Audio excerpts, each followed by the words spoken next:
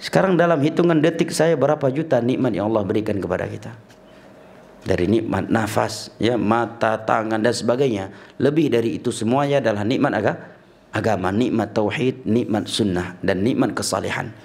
Karena dalam riwayat yang sahih Nabi kita sallallahu alaihi wasallam bersabda, atau diriwayatkan ruwiyah dari Nabi sallallahu alaihi wasallam, "Innallaha yu'ti dunya man yuhibbu wa man la yuhibbu, wa la yu'ti din illa man yuhibbu."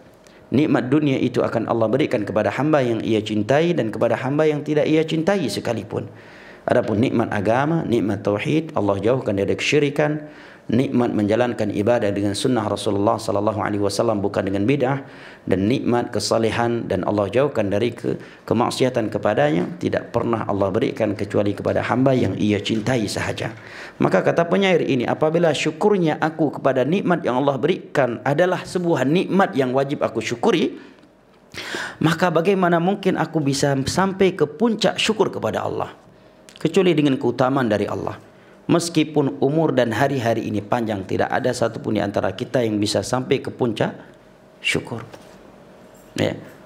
Karena ketika kita mampu bersyukur kepada Allah atas nikmat yang Ia berikan, maka bersyukurnya kita itu adalah nikmat yang wajib kita syukuri. Ketika kita mensyukurinya, maka kita wajib mensyukur lagi kepada Allah karena kita telah mampu mensyukurinya. Karena dapat mensyukuri nikmat Allah adalah nikmat, dan setiap nikmat itu wajib disyukuri.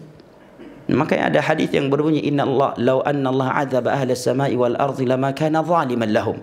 Seandainya Allah menyiksa, mengadab seluruh penduduk langit dan penduduk bumi, maka Allah tidak dikatakan zalim untuk mereka.